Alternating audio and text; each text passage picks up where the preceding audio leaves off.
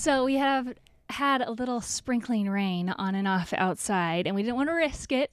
So we came in here into the school tent, and it's very fitting because we're going to be doing an episode today on homeschooling or just education in general when it comes to boys.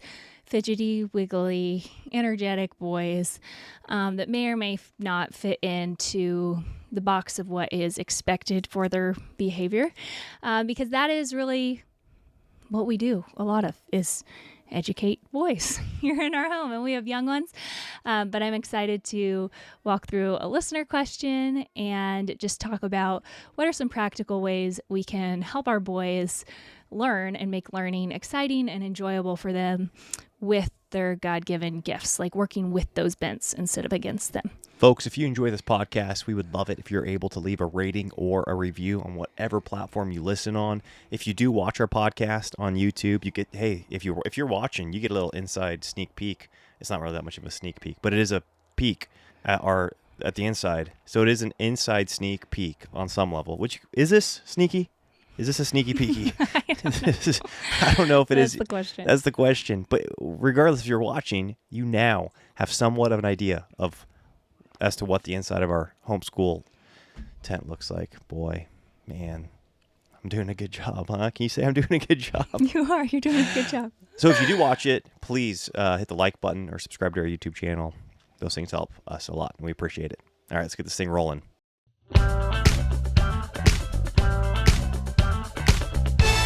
The Now That We're a Family podcast. All right, Katie, before we get going, I do need to let you know, because of the circumstances of the weather and it just taking us a little bit longer to get things rolling, I am going to maybe have to cut this episode slightly shorter than normal because of some other commitments we've got later in the day, just so you know. Okay, well, You know I'm that. prepared. I'm prepared now. I'm going to read this question, though, to you, okay? Okay. And I'm excited to hear your thoughts on it because as the homeschooling mother in our family, and now that and once again, we're coming off of your Classical Conversations Day. So this is, fresh on your mind. You've got a lot of experience. A lot. You're getting a lot of experience in real time, homeschooling our sons. You did have a lot of experience growing up, tutoring your younger brothers. And now you're also participating in the education of other young boys in our Classical Conversations community. And so this question, that's just the preface to this question. So the question goes like this. I have a 7-year-old son. He does not fit the box of a standard child. He is a hyper, energetic, and not the kind to sit still. Okay. Do you want to read this? I tell you what. No, you reading. got it. Are you sure? Yes, you got Thank you. Okay. He is hyper energetic and not the kind to sit still. I would love to homeschool him right now. He goes to private school. He goes to a private Christian school. He struggles a lot there when I pick him up. He says he feels like he needs to get all his energy out. I want to homeschool him, but I struggle with the idea of homeschooling because I face scrutiny from others when I bring up the idea of wanting to homeschool. Although in the end, I know that it is mine and my husband's decision to choose to homeschool, I can't help but ask the same questions to myself that others ask when I bring up the topic. Some people ask how he will ever have a best friend. They will say I'm going to make him weird when he grows up. How will he find a girlfriend or wife, and so on? What answers do you have to some of these common questions that people face when it comes to homeschooling kids? Do any of your kids not fit within the box? And the box being, I don't know if any kid really fits within the box. Kids aren't as standardized as a pharmaceutical, like we like to think that they are. But I do think that there are some traits that are consistent across the board. Gender-wise, you're always going to end up with stereotypes and anomalies. And that's just how things go. But I'm really excited to talk about this with you, Elisha, because I do think that the father's role and the male role in a boy's education and in his upbringing is super, super important. And I think that's something that we overlook as homeschool moms or just as mothers. Oftentimes we overlook that the boys sense a gender difference and they respond differently to male authority versus female authority.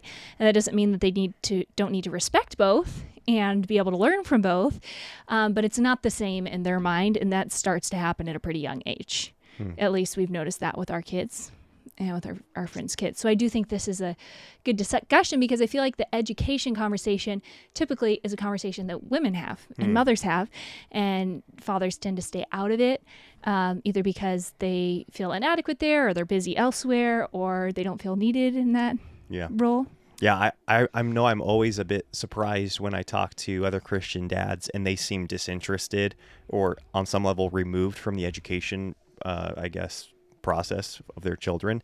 And I didn't know, my dad, it's not like he was some academically minded person, but he was very engaged in parenting, and that bled into how academics were going, and that bled into just the various scholastic pursuits we were on as children within a homeschooling context.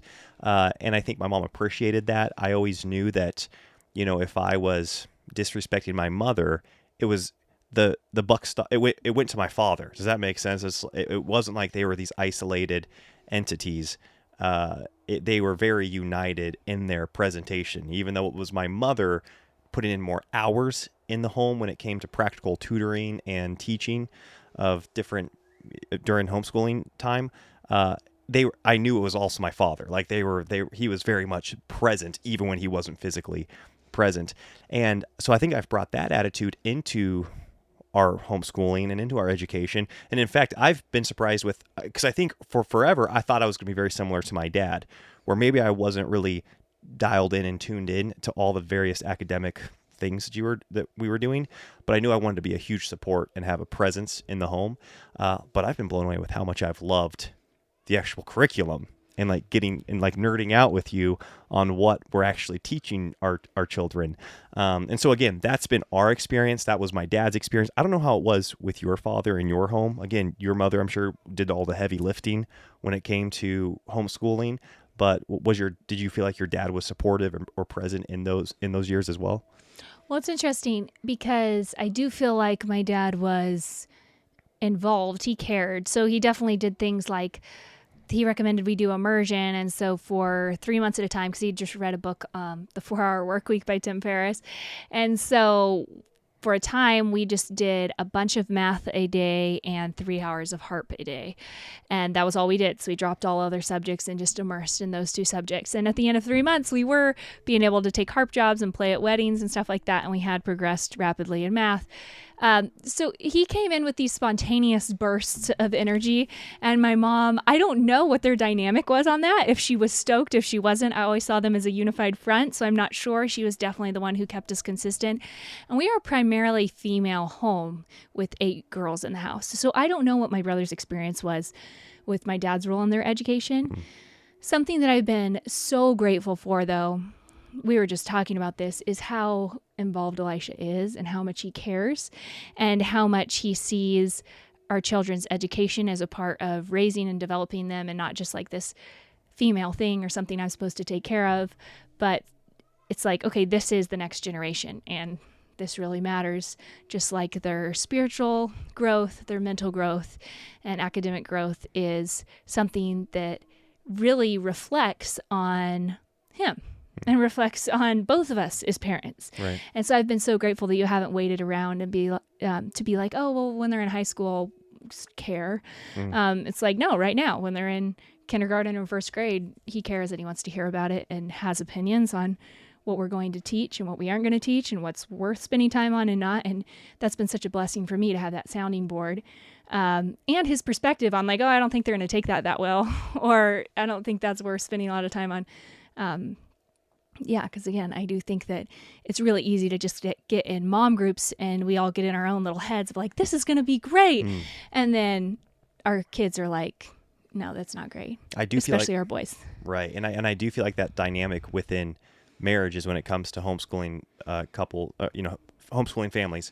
I think that probably happens a lot where I know it started to happen in our home, where the mom just nerds out and goes deep in all the different curriculums and the plan for the school year and why she's so excited. And it's such a blessing, right? That's such a asset. It's a true, like help meet activity to be able to do all that research, to find the curriculums, to find the groups that you're going to be a part of. And then you come and just kind of like dump it all on your husband.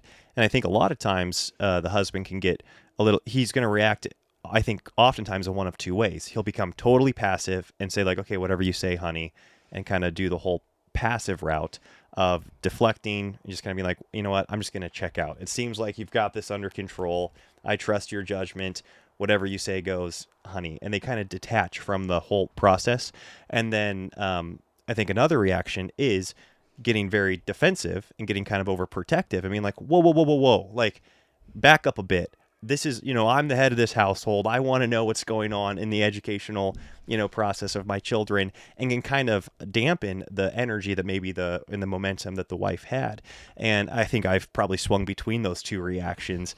And I think you've done such a great job, Katie, of when you bring up the topic of homeschooling, you bring it up, not unloading all of the information at one time, right? Because maybe you've had hours to read and listen to podcasts and to watch YouTube videos on why you're educating the kids the way you're educating them, and it's so clear in your head, and you want to tell me all of that, but you've been able to really kind of hold my hand, so to speak, not in a patronizing way. You've done it in a way that's very respectful, and bring me along on the journey so that I feel like you're truly being a helpmeet, and you're like, hey, like, I want to honor you in this. I know you care about our children's education. This is the research that I've done. This is what I think's best for our family.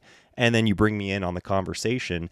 And I really appreciate that, because most home dynamics are the husband's putting in most of his time providing financially for the family. And then the wife, when it comes to this homeschool season, has the time sometimes, or she creates the time. It's not like she just has it on hand, but she creates the time to go do the research and the studying for how to educate her children.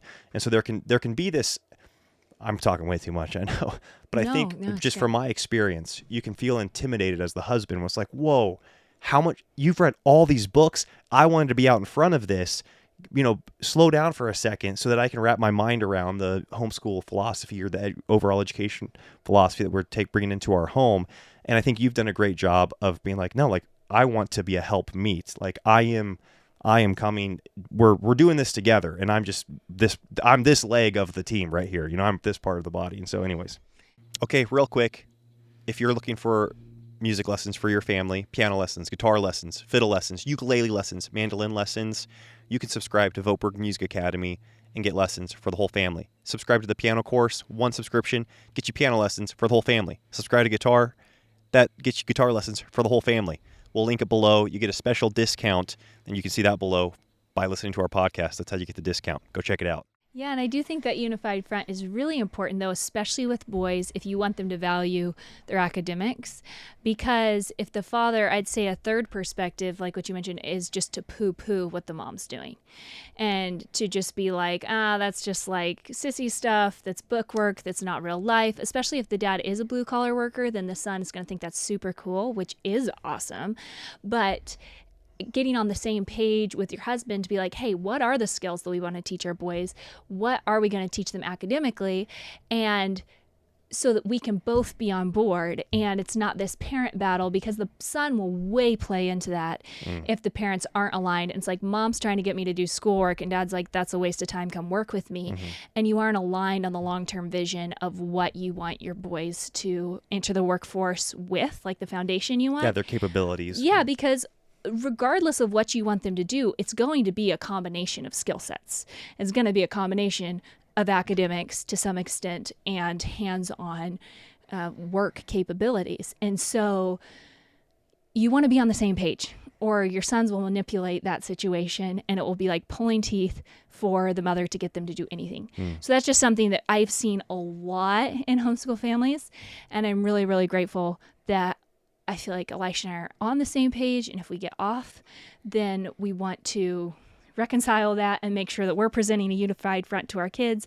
Maybe I'm going overboard in what I want from them, and he's like, I don't value that, or whatever the case may be. But we have this unified front with our boys. They aren't working the system.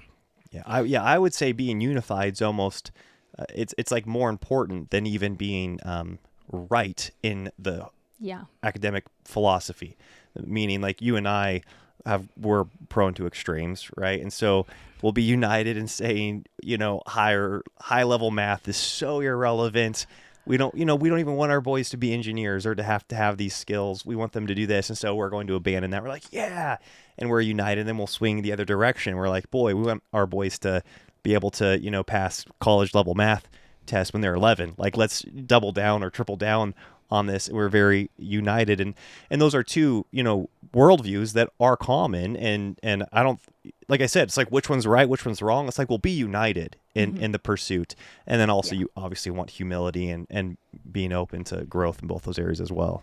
Yeah. So diving into this question, I think it stuck out to me because what I hear described here is a very normal 7-year-old boy. And that is, he wants to get his energy out. He doesn't like sitting still all day.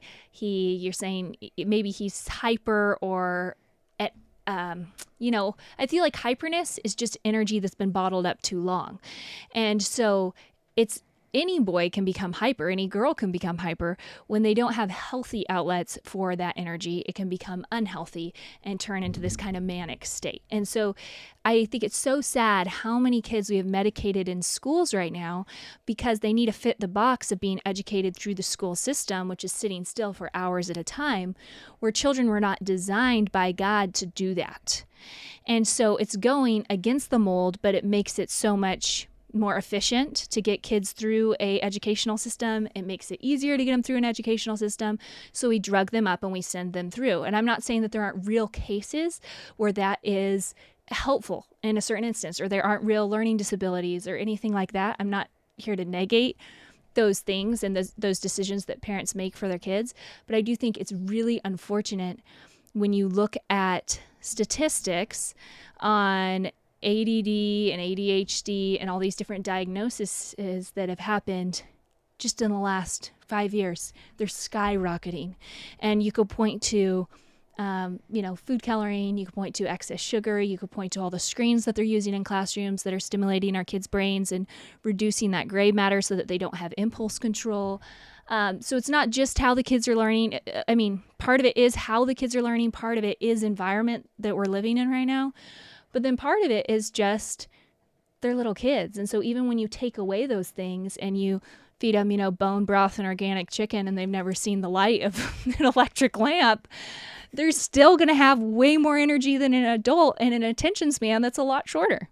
Mm-hmm. And we can leverage that when we have that understanding. And that's one reason why I'm such a huge fan of homeschooling, is it gives you the freedom to leverage how your children naturally learn instead of having to go against the grain because the system provided says, nope, this is how we're going to do it because we can't, flex on this. We've got to get X amount of kids through this year. Mm-hmm. Yeah, it's, I agree with everything you just said. And it was funny because and I appreciate this question big time. I love the heart of this mother. But my brain goes to, she says, I have a 7-year-old son and he does not fit the box of a standard child. My brain automatically tries to find I'm like trying to locate in my brain what the standard 7-year-old boy looks like. And I just there's no reference point for me in that, when I go to that. And it's not that we're around hundreds and hundreds of 7-year-old boys to draw case studies from. But obviously we've got our church small group, we've got all the kids' friends, and all the 7-year-old boys. They have differences. They have their own uniquenesses, and they are all energetic and high energy on some level. They are all, like you said, not like they are not, their state is not conducive. Like their demeanor is not conducive to the general school schedule, right? To like the standardized school schedule, whether it's public school or a private school setting. And so that, when I think of a standard kid, I'm like, man, I don't even know what that is, right? A standard 7-year-old. But when I think of all the 7-year-old boys within our sphere, we've got some phenomenal 7-year-old boys that are being parented in very intentional ways. They're all high energy. They're all, prone to what I would call boyish things, right? That are wrestling and that are being loud at times when it's not appropriate to be loud, being too rough for indoor environments sometimes. And I think we do need to parent those things. You don't just say, hey, boys will be boys. They're going to break all the microphones up on the church stage. You tell them, like, no, boys, like, you can't wrestle indoors after church up on stage, right? That's a rule that they should abide by. But then at the same time saying, hey, boys, like, you need to sit still for 8 hours today in your in your school seat, or whatever you call it, a desk, and learn. And they're not doing it, like you said. Unfortunately, that people resort to drugs, to medication, because that's actually, I don't think that is a fair request of a No, 7-year-old boy. It's not fair. Fall is here. A lot of us are kicking into new systems and routines, and the Get It All Done Club is for the woman who wants to stop drowning in motherhood and wants to start thriving. If you want to have more free time to do the things that you love to do and become more efficient at the tasks that you have to do each day, join the Get It All Done Club. There's thousands of women who have been through the program and who are currently in our private community that is off of social media. I'm in there monthly, live, answering your questions, talking with you guys, adding new content monthly. If you would like to get a little taste of what I teach in the Get It All Done Club and see a behind the scenes of what the program actually looks like, I do have a free masterclass for you guys. It's linked down below, and it will teach you how to have a more peacefully productive home this week. Yeah. Yeah, and I think, you put that really well. I think that we expect a lot of our sons, and I feel like our friends do too, in environments where they're supposed to be sitting still. And so they do sit through an entire church service at young ages, and they just sit there with us, and they're supposed to control themselves.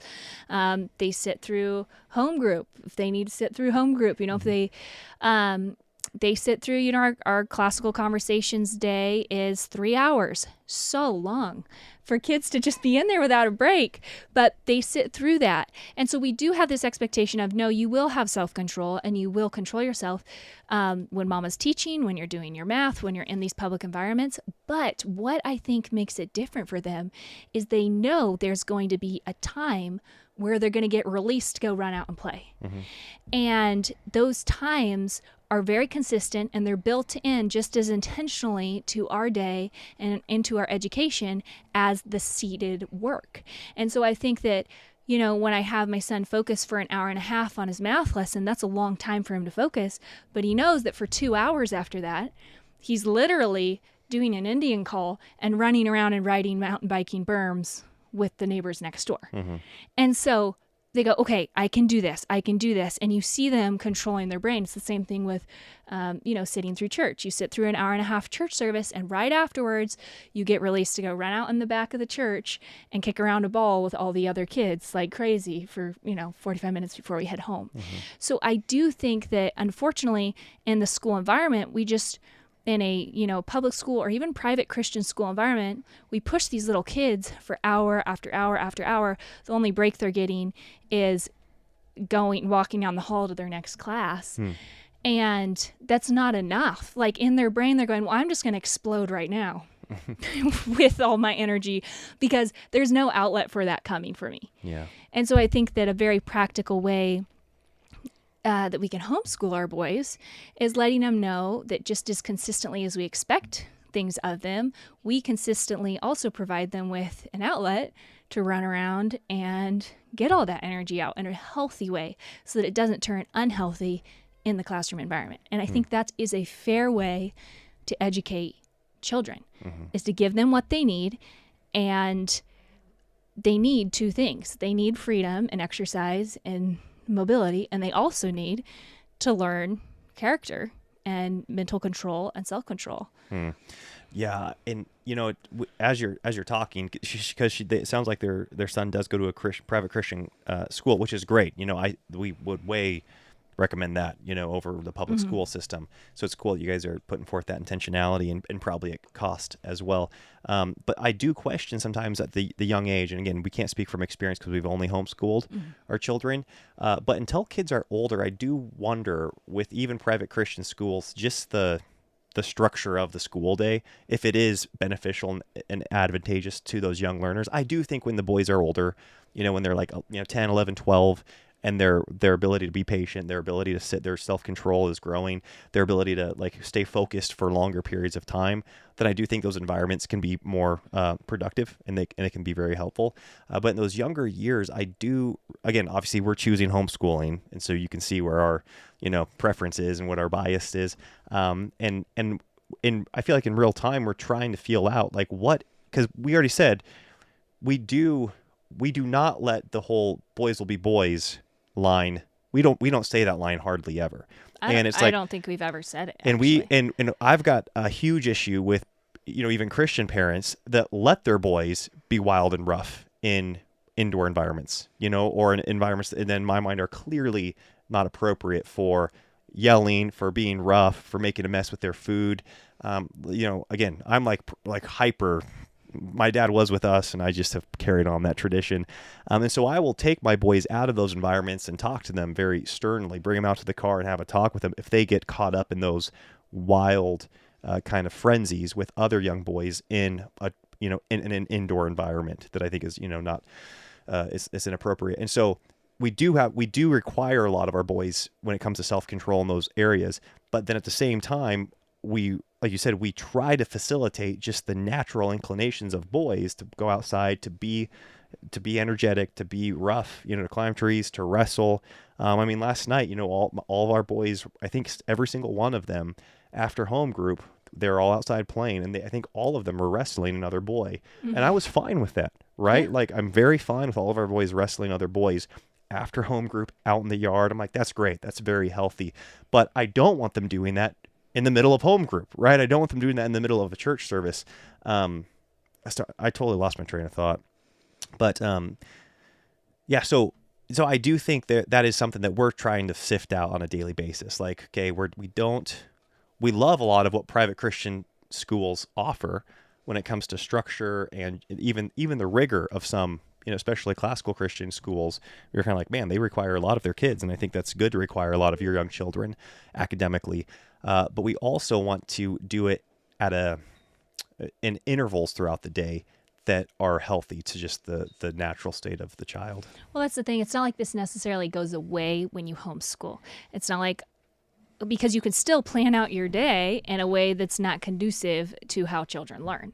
And so I am all for, both of us are very much for rigor in academics. We really push our children in academics. And that's something we want to continue to do based on their development and all that stuff. Each child's going to be pushed differently, but we want them all to stretch and reach for things. And I think that sometimes, but I'm also very about effectiveness. And we both are just like, hey, there's no point in banging your head against a rock if no information's going in, you know? And so sometimes I think these schools, I know for a fact these schools, they're very rigorous in terms of parents look at the curriculum and are like, wow, you're going to cover all this curriculum? That's amazing. But what's retained at the end of the year? Does the child have a joy for learning? Are they more curious, or are they just totally like zapped, And it's been interesting to see different people I know go through a classical Christian education that was very standardized, and then the boys come out of high school and really struggle in college. And it's like, wow, they had such a rigorous education. They had such an expensive education. They were doing Latin and classics and all the things. Wow. And it didn't stick in the real world. It didn't apply. And I think that that's something that I really want to, I want to look at the efficacy of how we're teaching our kids and what they're actually applying in the real world. What are they gathering? And then what is just like being shoved in their heads to no avail. Yeah, I know that's easier said than done, because I think on some level you probably have to go through the motions just out of trusting the system on some level, right? Because there's going to come a time, and there comes times every week where they do it out of obedience, right? And they're checking the box, so to speak, right? People talk about how we don't want to have this attitude in our faith or in parenting of just checking a box, but then sometimes it is better to check the box than to not check the box, right? And so, yeah, of course we want our heart and to be have the affection for raising our children, and the affection, we want them to care about what they're learning and to want to apply what they're learning.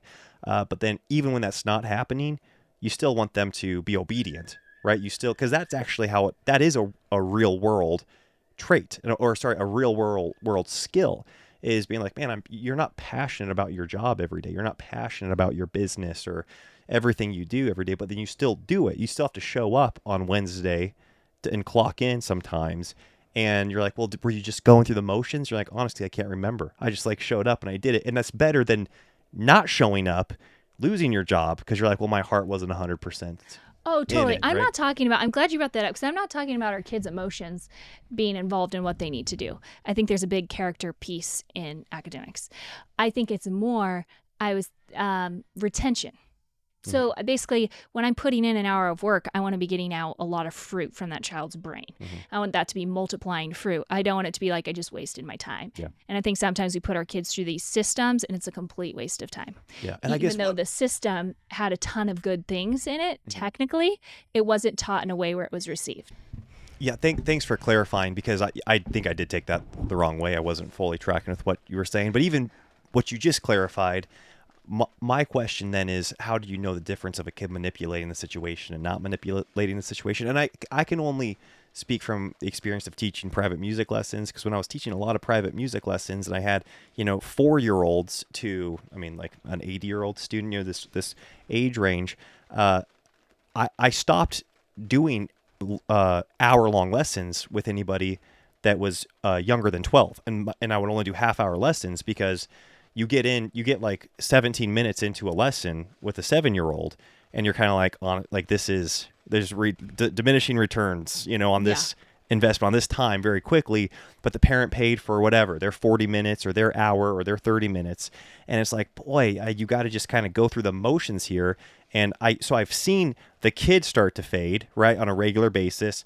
As a teacher, you're kind of like, this is not helpful. Like we got the point of the lesson 10 minutes ago, and now we're kind of going through the motions, and it's just disheartening for them. And so I think that really does exist, right? That really exists. But then I also think some kids, in my students, would then manipulate that, right? They'd be like, oh, I get it. Like if it's just not if I'm not having a good day, then I'm not having a good day with math, right? And it's like it's just not flowing. I see what you're saying. And so I don't know if there is a solution to that, because. Well, the solution's reading Charlotte Mason. Oh.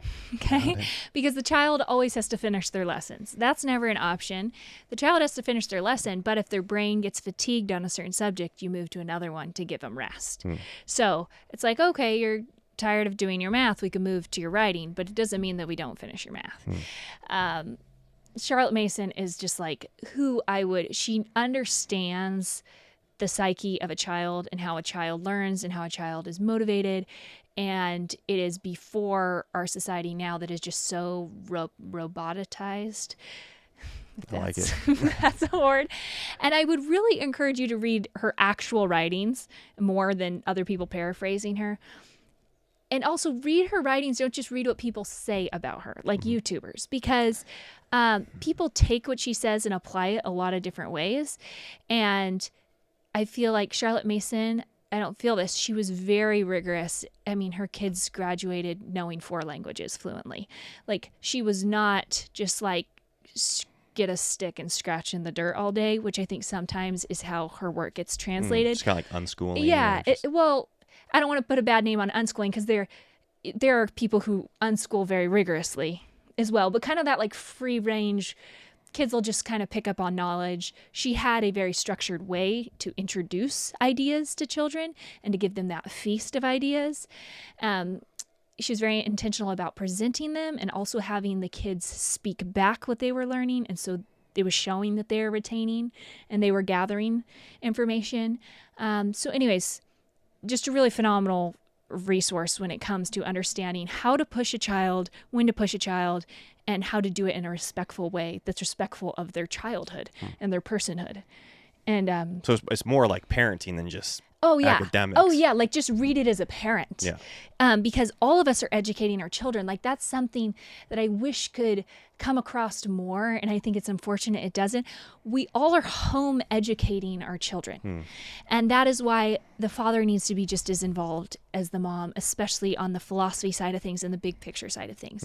Because it doesn't stop and start with academics. It starts when they wake up and it ends when they go to bed. What are we teaching them? What are we modeling to them? What are we showing them our value system is? We're all educating our kids, and people wake up and their kids are grown and they go, wow, nothing got passed on. Like, we didn't educate our children the way that we wanted to educate them. They don't have our same value system. They don't have our belief system. And that's something that we really want to avoid in our home, is not having that intentionality with educating our children in every way of life, regardless of what you're choosing for a K through 12 curriculum or what path you're choosing.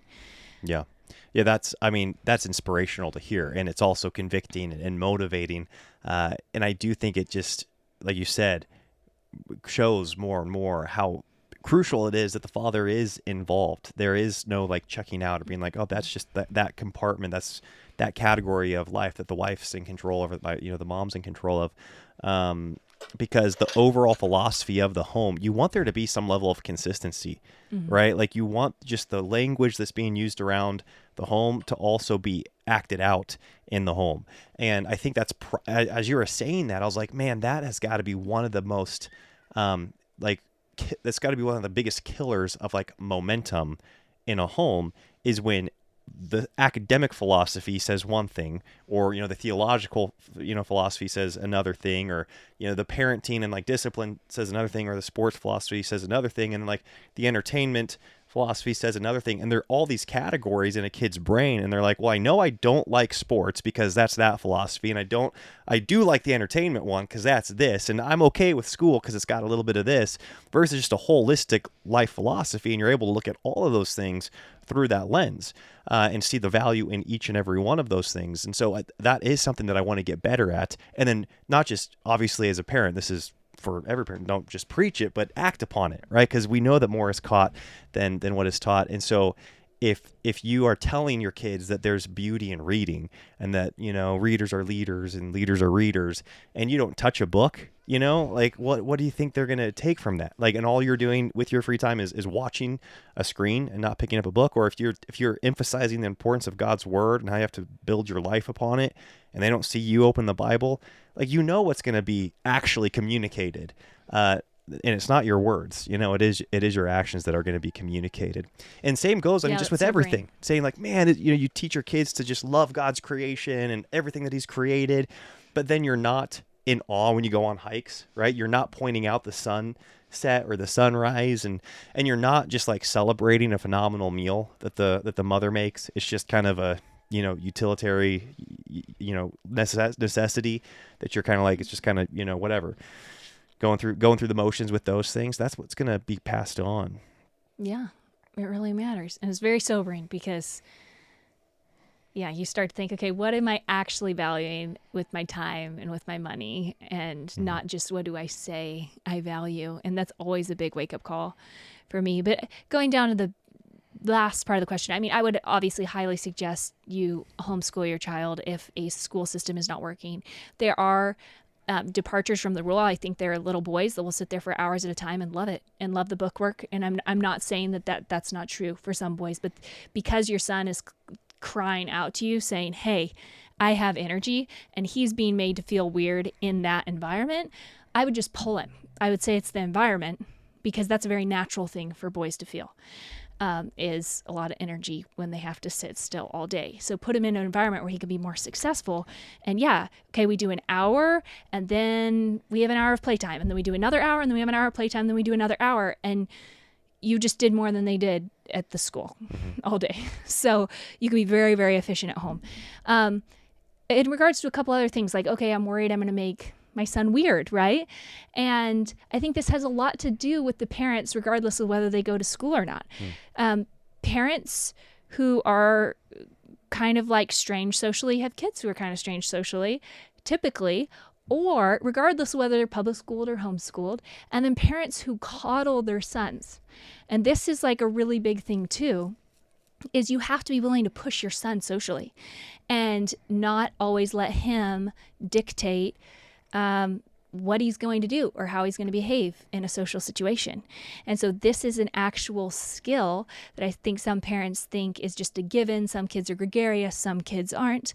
But I would put your son in social settings, whether that is sports leagues, whether that is a home group, whether that's Awanas, or there's 1.5 million extracurriculars you could get him involved in if he's an only child, and he doesn't have siblings. And have him around. He will find a best friend. He will find a girl to date and marry. If you are proactive of thinking, it puts more weight of responsibility on you as a parent to be like, okay, I'm going to be intentional with his academics. I'm going to be also intentional with his social calendar. But again, I would argue that this is something all parents need to do, because just because your kids are around kids all day long at school does not mean those are the kids you want him to be around all day long at school. You know, it's not like you can just check the social box. It's like, oh, he'll pick up on the right social cues. You're probably going to have to untrain a lot of social cues and put around kids who do have the ones that you do want him, like the positive peer pressure that you do want encouraged in your son. So school does not check any boxes for any parent. We have to be just as intentional, whether we're home educating our kids or maybe even more intentional, because we have to erase what's happening over here and add in good additives to the whole soup. Well, you are right. I think that probably is a common, misconception that, that you check out because you're like, well, my kids they're going to have social skills because they're around kids all day, or they're going to have a great education, or it's a Christian school, so I'm sure they're going to have a Christian worldview. And you check out of those categories, and like you said, you have to be more vigilant. If somebody else, if they're getting all their socialization without you present, you have no clue who the other kids are or what they're showing them on each other's phones and what's going on in those kids' homes, and what those parents are like. And same goes with, there's just so many more questions and so many more unknown variables that you have to be that much more proactive in discovering and researching, and then, maybe untraining and then retraining. And so, yeah, like, intentionality is like, that's not the option. There's no, intentionality is like a non-negotiable. It's like you've got to be very proactive in every aspect of your child's life. And like you said, there are so many extracurriculars, and it probably is intimidating if you've never been in a homeschool community, or you've obviously never homeschooled your kids, to be like, well, how do you even find those people? And again, that's all I've ever known, right? I grew up in a homeschool community, and now that's the community that we're a part of now. And I do think you kind of do the whole, like, you put the radar, the radar starts, you got to turn the radar on. Okay. You got to get that radar going.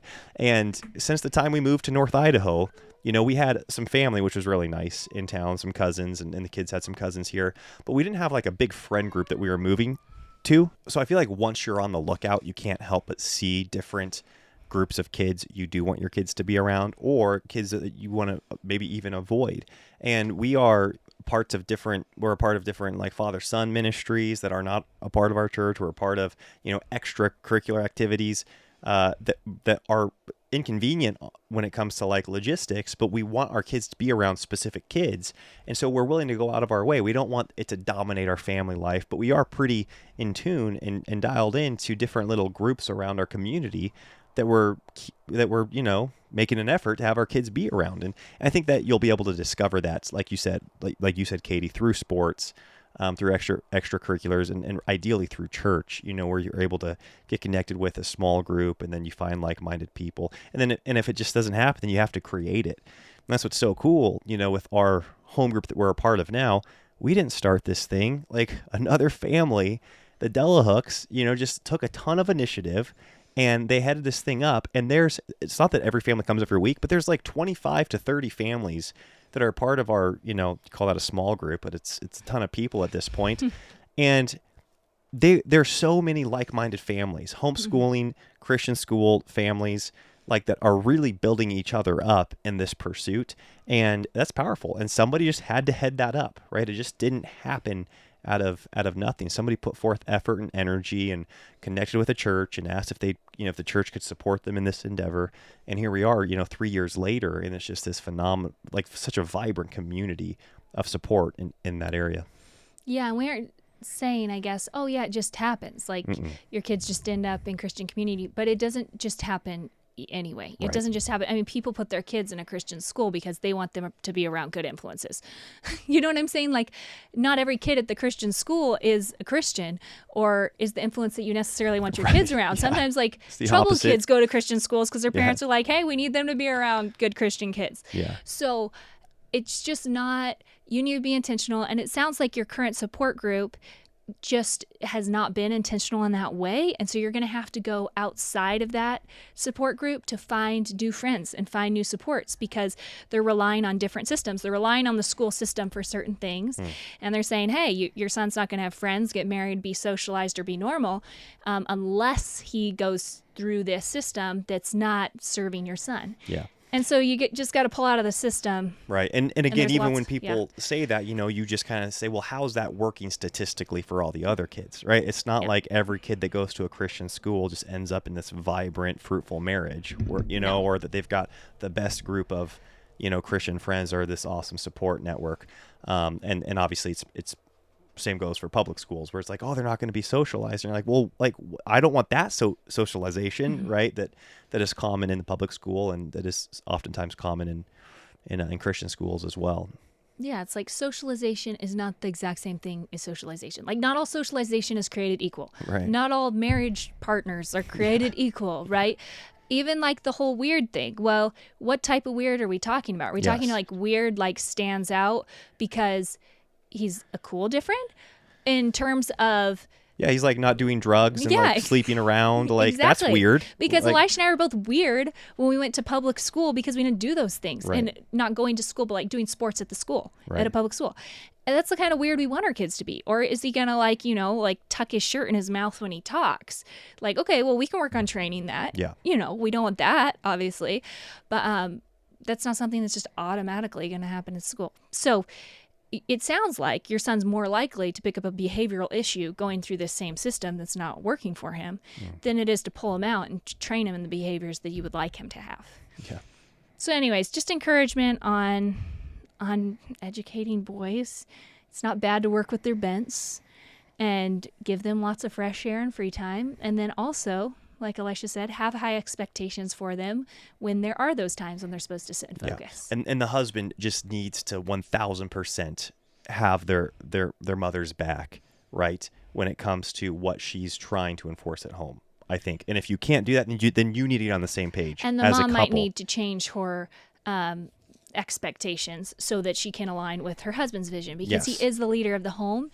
And so if the husband's saying, hey, I do not value these things and I cannot get behind these things, then pivoting your vision to be in lockstep with his is going to be just invaluable for him enforcing what you're trying to do at home through a certain age. And then there is a certain age too where it might be helpful if his dad's the one who grades his math in the evening, or who actually is overseeing parts of his academic education too, because it's just gone a little dicey with your relationship in the home. Or maybe it is getting a male tutor outside the home or something through high school. So having those male influences, like men teaching men at a certain point as our boys are becoming men, is very helpful too. Yes, I agree.